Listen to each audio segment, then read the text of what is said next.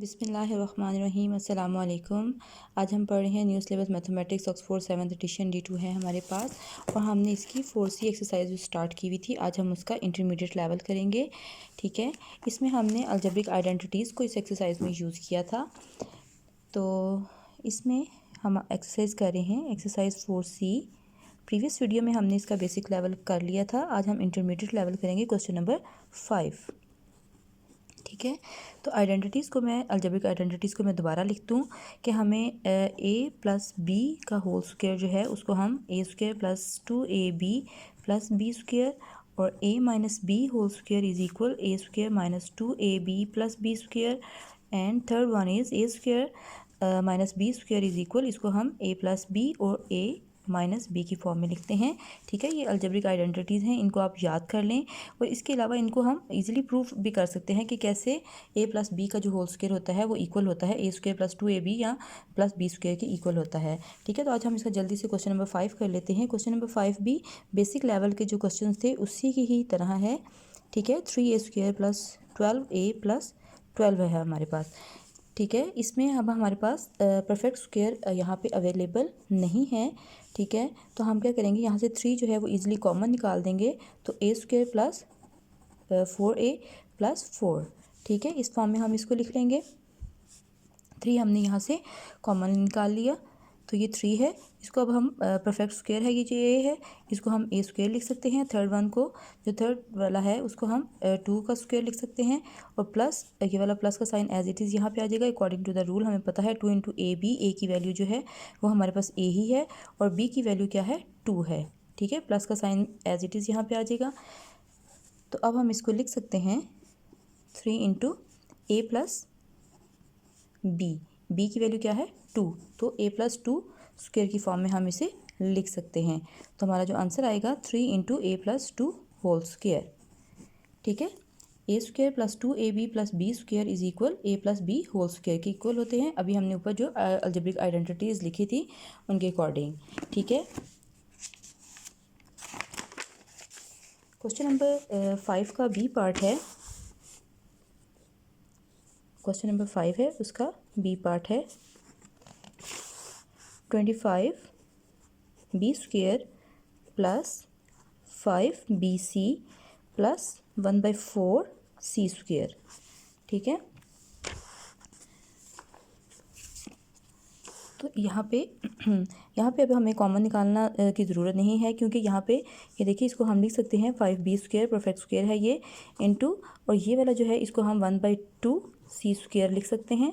ठीक है, और 2 इंटू ए की वैल्यू क्या है 5b और b की वैल्यू क्या है 1/2 सी, 1/2 सी। ठीक है, और ये साइन जो है एज इट इज़ यहाँ पे आ जाएगा। अगर हम इसको सिंप्लीफाई करके देखें कि ये हमारे पास 5bc ही मिड में आता है, देखिए ये 2 और 2 कैंसिल हो जाएंगे तो 5bc यहाँ पे रह जाएगा। ठीक है, अगर हम इसको रिवर्स करेंगे तो ठीक है, इसको हम अब ये a square plus 2ab plus B square के इक्वल है, तो हम इसको लिख सकते हैं a plus B whole square. तो a की वैल्यू जो है वो 5b है और b की वैल्यू 1/2 सी स्क्वायर। ठीक है, तो ये इसका बाकी जो सी पार्ट और डी पार्ट है वो भी बहुत ज़्यादा सिंपल है। अब है क्वेश्चन नंबर 6, वो भी यही है कि factorise each of the following expression completely है। उसमें हमने क्वेश्चन नंबर 6 है, पहला जो पार्ट है उसका 36m स्क्वायर माइनस 48mn और प्लस 16n स्क्वायर। ठीक है, यहाँ पे हम इसको 6m स्क्वायर, यानी कि ये भी परफेक्ट स्क्वायर है, हम इसे 6m स्क्वायर भी लिख सकते हैं और इसको हम लिख सकते हैं 4n स्क्वायर लिख सकते हैं। ठीक है, इस तरह भी ये ठीक है, लेकिन इसमें से हम कॉमन निकाल के अपने लिए आसानी पैदा कर लेंगे कि ये 4 के टेबल में आता है, तो हम इसे 4 कॉमन निकालेंगे, तो यहाँ पे आ जाएगा 9m स्क्वायर माइनस 12mn और प्लस 4n स्क्वायर। ठीक है, हमने इसमें से 4 को कॉमन निकाल लिया। ठीक है, इसको हम लिख सकते हैं 3m स्क्वायर माइनस 2 इंटू, इसको मिड टर्म को छोड़ देते हैं, पहले ये लास्ट वाली को कर लेते हैं ताकि हमें b की वैल्यू लिखने में आसानी हो। तो ये हमारे पास आ जाएगा 2n स्क्वायर। ठीक है, तो यहाँ पे हमारे पास आ जाएगा 3m इंटू 2n।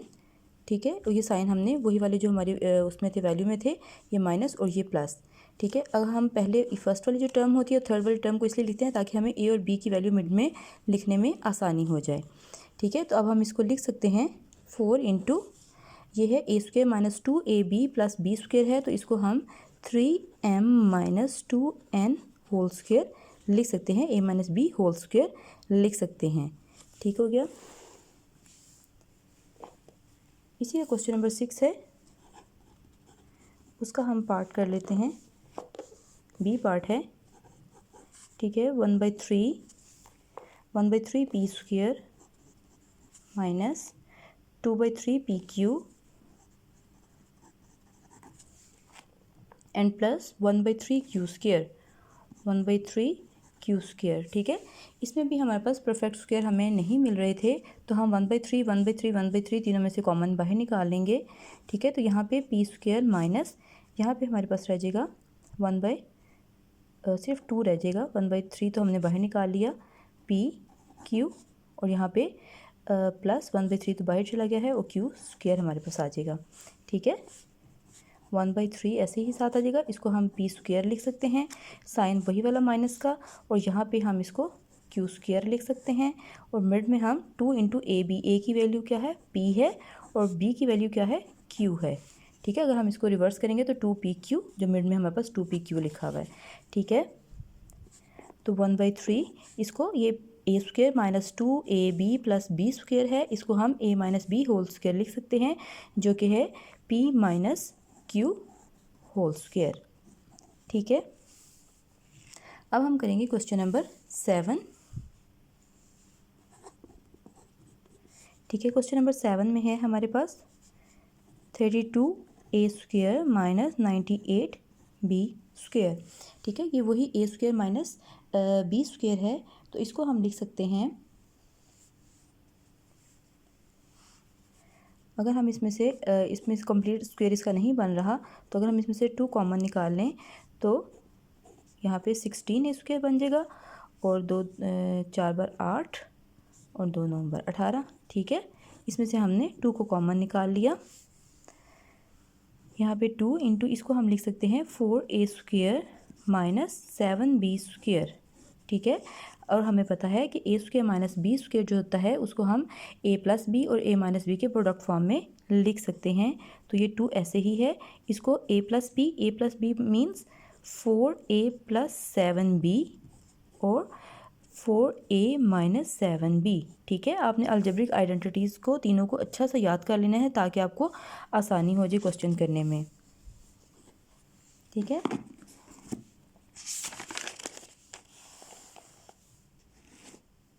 अब इसी का है क्वेश्चन नंबर बी पार्ट है, इसका क्वेश्चन नंबर 7 का बी पार्ट करते हैं।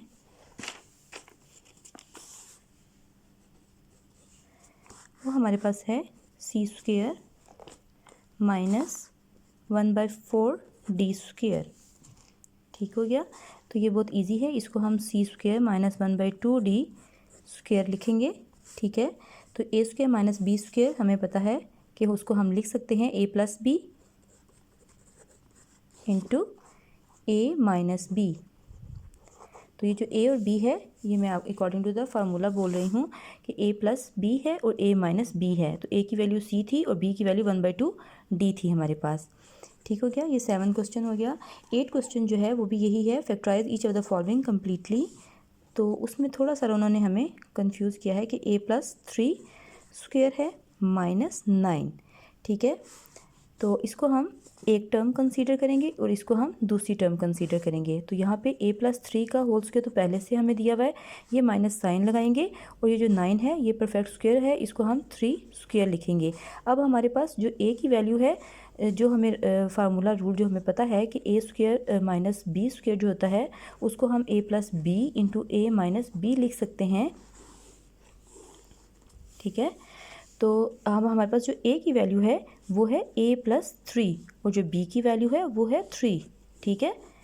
तो अब हम यहाँ पे a की जगह पे a+3 और b की जगह पे 3 लिखेंगे, ठीक है, और हम इस फॉर्म में इसको लिख सकते हैं।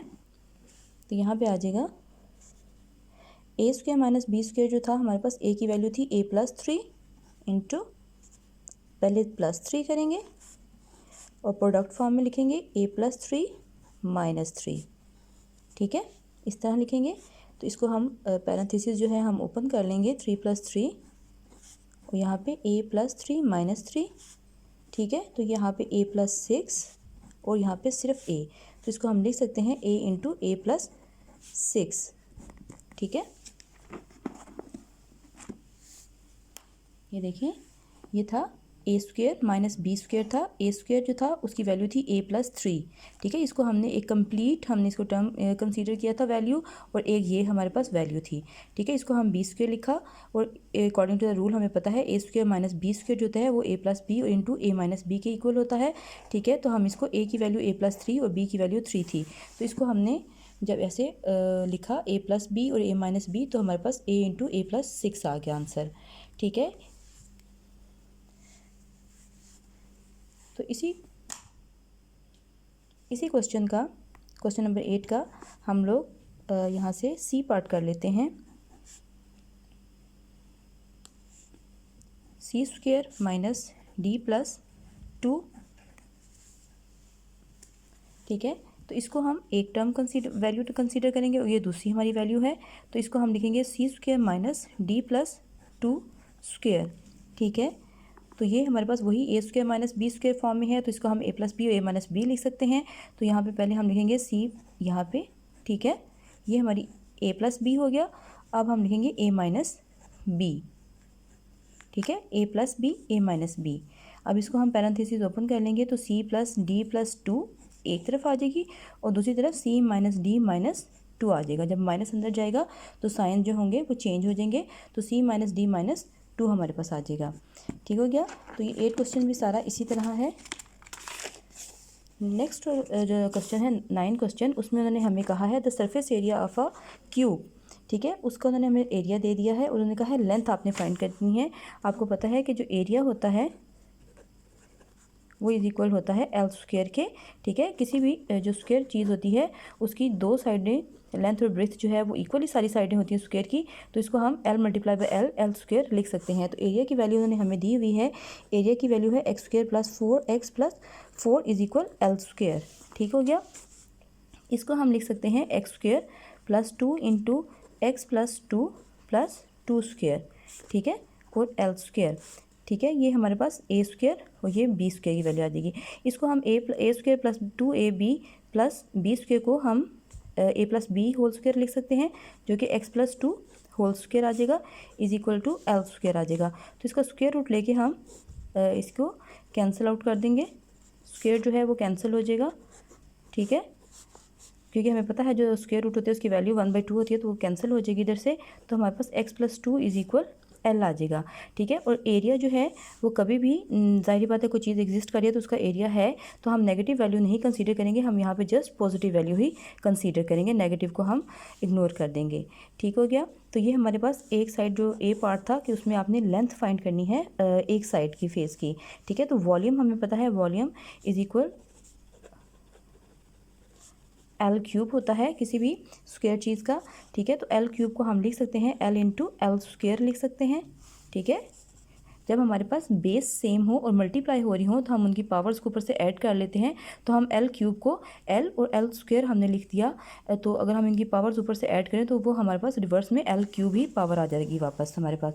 तो हमें पता है कि अभी हमारे पास जो l की वैल्यू आई है वो है x + 2, और l² की वैल्यू जो थी वो हमें पहले से क्वेश्चन में दी हुई थी, x² + 4x + 4 थी, ठीक है। सिंपली हमने इसको मल्टीप्लाई कर देना है, पहले x × x² + 4x + 4, पहले हमने इसके साथ इस पूरी टर्म को मल्टीप्लाई किया, दरम्यान में ये +2 था, इसको +2 ही लिखेंगे और साथ में इस दोबारा इसके साथ मल्टीप्लाई कर देंगे, ठीक है। अब इसको सिंपली अंदर हमने डिस्ट्रीब्यूटिव लास्ट जैसे मल्टीप्लाई करते हैं, अंदर x को x² से मल्टीप्लाई करेंगे, वही बेस सेम है, पावर्स ऊपर से ऐड हो जाएंगी, x³ आ जाएगा +4x² आ जाएगा +4x + 2x² + 8x + 8, ठीक है। जो लाइक टर्म्स हैं उनको हम इकट्ठा करके सॉल्व कर लेंगे। x³ तो एक ही है, इसको हम ऐसे ही रखेंगे, ये x² है, ये x² है, लाइक टर्म्स को हम आपस में सॉल्व कर लेंगे तो 6 जमा 2 4 जमा 2 6 एक्स स्क्वायर आ जाएगा। और ये एक्स और एक्स की वैल्यू है, इसको हम सेम सॉल्व कर लेंगे। 8 और 4 12 एक्स जमा 8, ये वाला जो 8 था ये यहाँ पे आ जाएगा। तो ये हमारे पास इसका वॉल्यूम आ गया। ठीक है, वॉल्यूम ऑफ क्यूब। तो आई होप आपको अच्छे से ये समझ आ गया होगा। इस वीडियो में हमने इंटरमीडिएट लेवल को भी कवर कर लिया है। बेसिक लेवल हमने प्रीवियस वीडियो में किया था, इस वीडियो में हमने इंटरमीडिएट लेवल को कर लिया है। आई होप आपको अच्छे से ये एक्सरसाइज समझ आ गई होगी। बेसिक इसका जो है, आपने 3 अलजेब्रिक आइडेंटिटीज़ को याद कर लेना है, उसके ऊपर ही इस पूरी एक्सरसाइज ये बेस करती है। और आपको फिर तभी ये क्वेश्चन अच्छे से समझ आएंगे जब आपको वो अलजेब्रिक आइडेंटिटीज़ अच्छे से याद हो जाएंगी। तो अल्लाह हाफिज़।